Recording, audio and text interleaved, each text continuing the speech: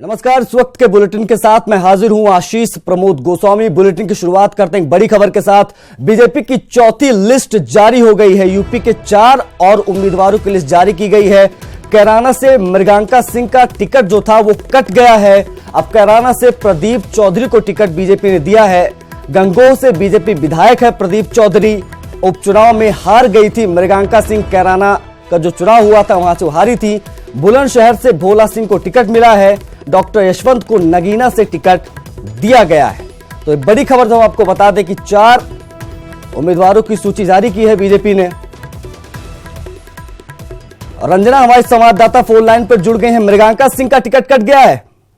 रंजना जी मैं सबसे पहले बताऊंगी कि 3 प्रत्याशियों की घोषणा हुई है बीजेपी ने जो किया है, और उसमें मृगांका सिंह का कैराना से उपचुनाव में क्योंकि हार गई थी, वो हुकुम सिंह की बेटी थी जो 2014 में बीजेपी के बड़े नेता थे और उन्होंने जीत हासिल की थी कैराना से, और उपचुनाव में उनको टिकट दिया गया था। उनको हार मिली थी, उसके बाद ये उनका टिकट काट दिया गया है और इस बार प्रदीप चौधरी को टिकट दिया गया है जो बीजेपी से गंगोह के विधायक हैं। और एक और इसमें खास बात है आशीष की, प्रदीप चौधरी कांग्रेस में भी रह चुके हैं। 2012 में वो कांग्रेस के विधायक थे, वो बाद में बीजेपी में शामिल हुए थे और 2017 में वो बीजेपी के विधायक बने गंगोह से। तो उनकी अच्छी खासी पैठ है। वो कांग्रेस से बीजेपी में आए थे और उसके बाद वो विधायक फिर बने। तो बीजेपी ने बहुत सोच समझ करके इस बार वहां पे अपना जो उपचुनाव में हार और गठबंधन की स्थिति को देखते हुए प्रदीप चौधरी को उतारा है वहां पे मैदान में। और भोला सिंह और डॉक्टर यशवंत ये दोनों उनके सुरक्षित सीट है और इन दोनों पे दोनों सांसद को रिपीट किया गया है। तो बीजेपी ने 3 प्रत्याशियों की घोषणा की है अभी, और ये तीनों जो हैं पहले चरण के चुनाव होने हैं वहां पे। और कैराना को लेकर के हम लोग खबर भी दिखाए थे, काफी मंथन हुआ कैराना सीट पे, और अब जाकर के प्रदीप चौधरी को कैराना से टिकट दिया गया है और मृगांका सिंह का टिकट काटा गया है। तो इस तरह से 3 प्रत्याशियों की यूपी में बीजेपी ने घोषणा की है अपने प्रत्याशियों के नामों की। जी आशीष। तबस्सुम हसन से हारी थी और ज्यादा वोटों का भी अंतर है, करीबन 50,000 वोटों से हारी थी। तो क्या कुछ लगता है, क्या कुछ विचार विमर्श हुआ होगा? क्योंकि मृगांका सिंह जाना पहचाना नाम है, हुकुम सिंह की बेटी ने, दिवंगत हुकुम सिंह की बेटी है, और ज्यादा भारी अंतर से हारी नहीं। तो क्या कुछ लगता है, क्या सिर्फ हार ही एक वजह है?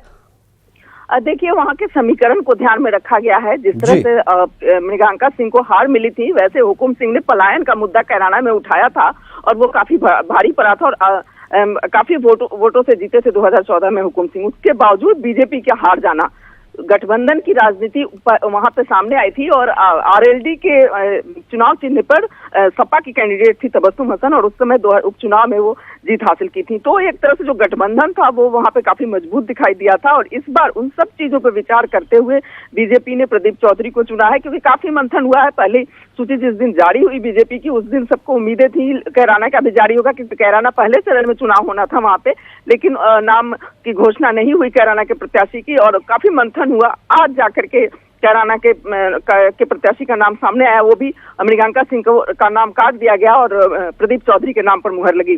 तो ये बहुत जो वहां का समीकरण है उसको ध्यान में रख करके ये किया गया है कि प्रदीप चौधरी को, जैसे कि मैंने बताया 2012 में प्रदीप चौधरी कांग्रेस में भी रह चुके हैं। तो ये जो है बहुत चीजों पर उसमें समीकरणों को ध्यान में रख के उनके नाम की घोषणा की गई है। जातीय फैक्टर को क्या लगता है तरजीह दी गई, क्योंकि अच्छे खासे जाट वोटर्स हैं, अच्छे खासे मुस्लिम मतदाता भी हैं इन सीटों पर? बिल्कुल, जाट और गुज्जर जो हैं उनको इसका बहुत ज्यादा ध्यान रखा गया वहां पे, क्योंकि जो मृगांका सिंह थी उनको ये माना जा रहा था कि बहुत सारे जो हैं गुज्जर और जाट वोटों का जो है समन्वय नहीं हो पाया था पिछले उपचुनाव में। तो इसलिए इस चीज को खासा ध्यान रखा गया और ध्रुवीकरण की जो बात है पश्चिमी उत्तर प्रदेश में, उसका भी ध्यान रखा गया। और इस बार जो है प्रदीप चौधरी को वहां पे उतारा गया है। तो इन सब चीजों को, जाट गुज्जर वोटों को काफी अहमियत दी गई है और इसको देखते हुए वहां पे प्रदीप चौधरी को टिकट दिया गया है, मृगांका सिंह का टिकट काटा गया है। और क्योंकि वो पिछले बार उपचुनाव में हुकुम सिंह की बेटी थी, इसलिए उनको दरकिनार नहीं किया गया और उनको ही लाया गया, क्योंकि हुकुम सिंह की काफी अच्छी पैठ थी कैराना में और उन्होंने जो पलायन का मुद्दा था कैराना का वो उठाया था।